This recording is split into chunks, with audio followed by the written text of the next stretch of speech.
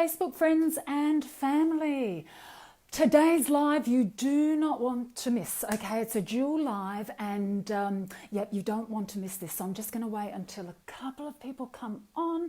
And today we're going to be speaking to Daniel Lowe, who's going to be talking about his near-death experience. Okay, so not many of us in our lifetime ever go through a near-death experience, and just as I invite him on here we go, beautiful.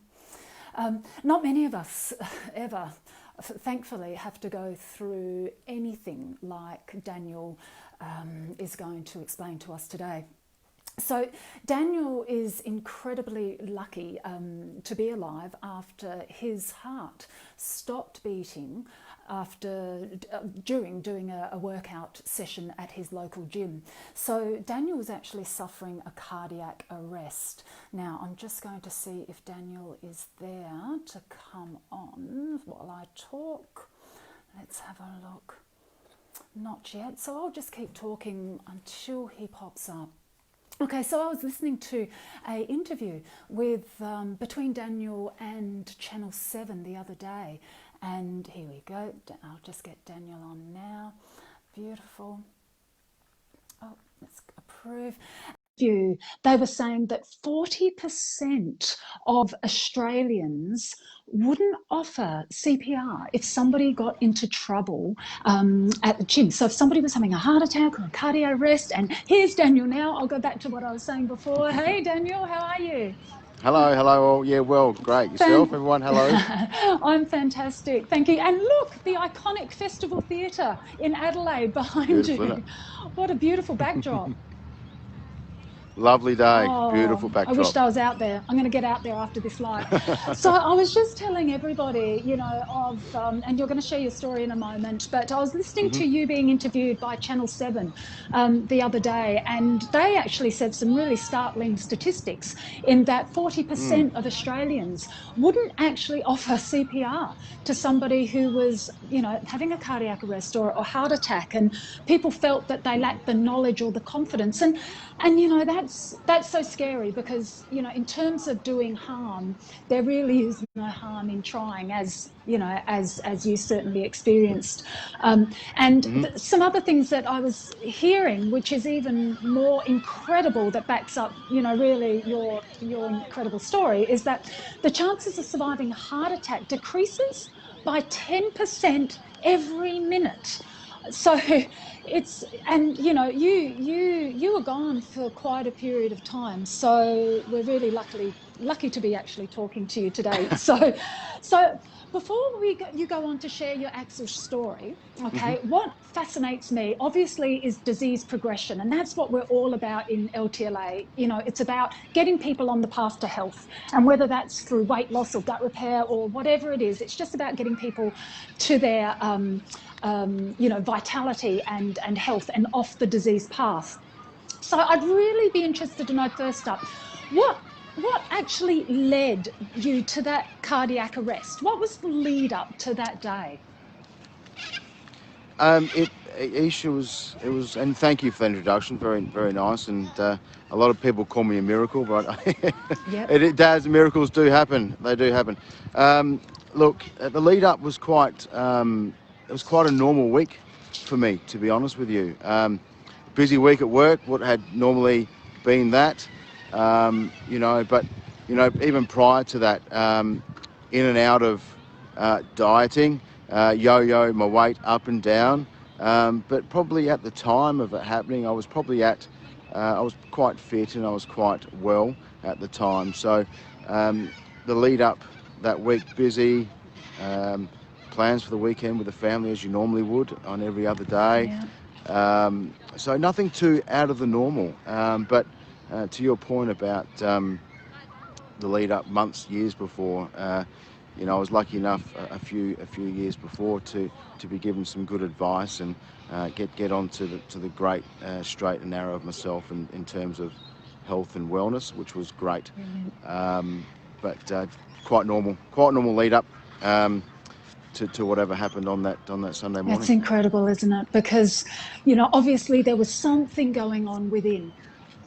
There was a process Yeah. going on within. So therefore, okay, so you went along to the gym that day, obviously Yep. not aware that anything was going to happen.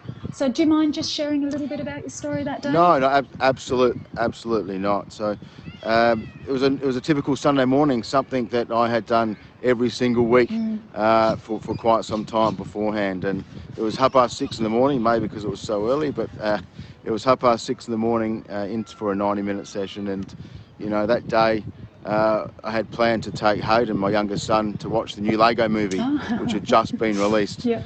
It was Grandma's birthday on that day, so we had planned to go out and see her as well. So, as I mentioned before, plans as per normal, ordinary. That's what we do.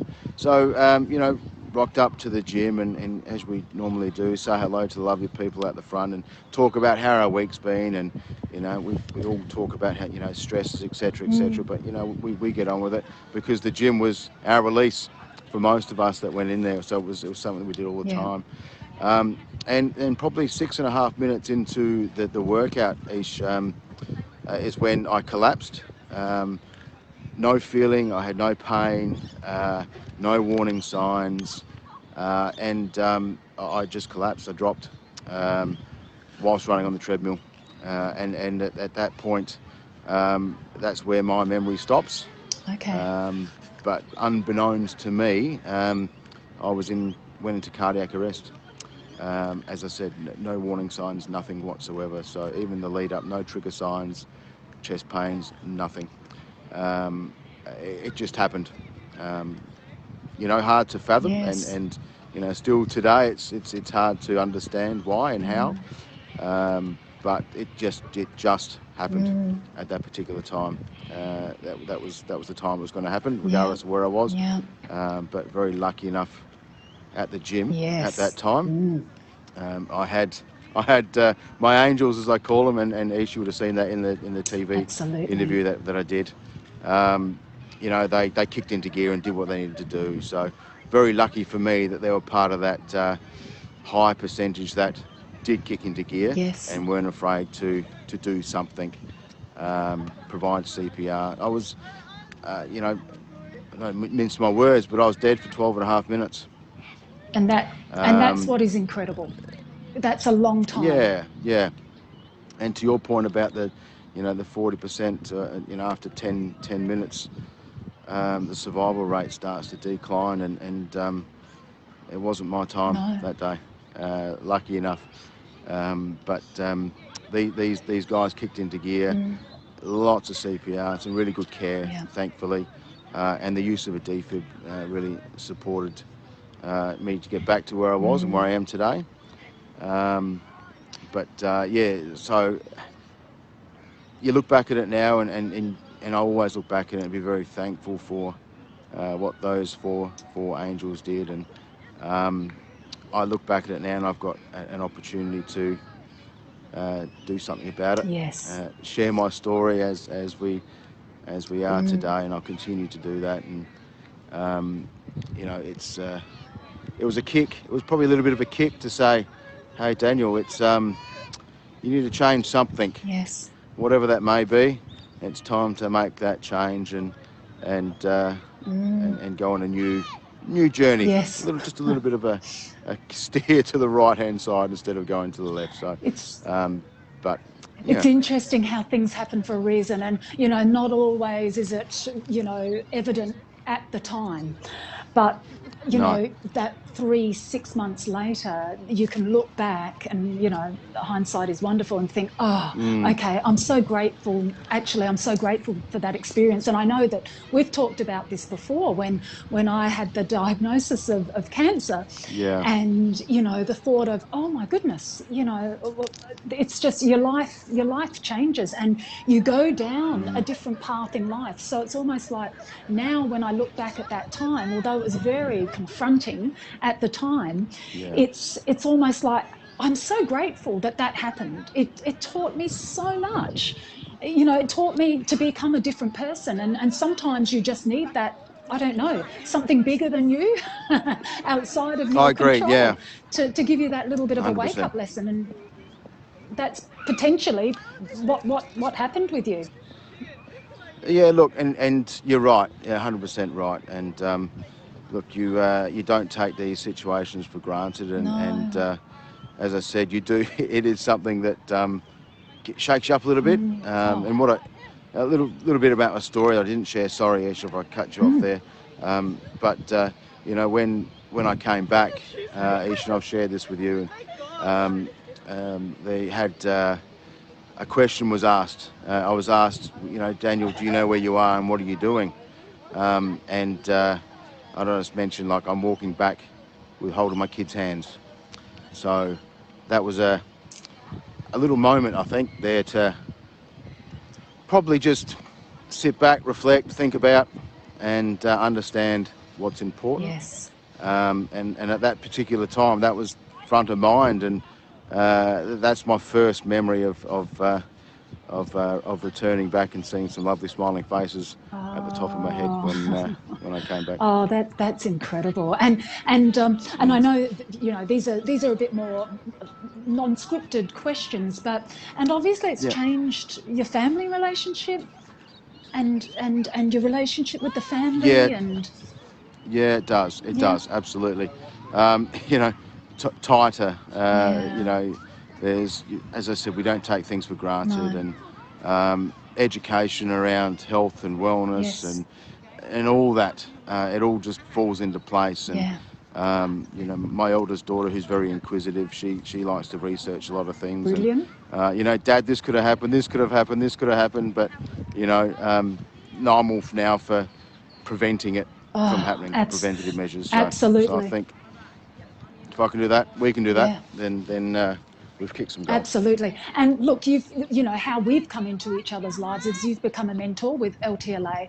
And like I first started saying, really, LTLA is on a mission to get people off the disease path, no matter, Yeah, how we do it, whether it's through weight loss or through, just general supplementations, through, if I'm thinking of the heart and protocols for the heart, it's so important that we look after our major organs. And that's with your experience coming into LTLA and what you have to offer, and now, combining forces, and now what you can offer, your friends and family and your network is something very yeah, special. it certainly is, and too true. And I guess the stars aligned, Yeah. Isha, when Daniel introduced me to it, and look, it was just it just felt right.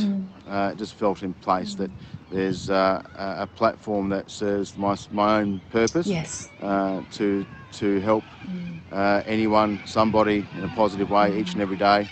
And this allows me to do that Fantastic. freely in my own time, and being able to, to help and support, and I don't want another family to go through what I did No, or my family did. no. So if I can help in any little way, I will, Yeah. and LTLA will allow me to do that.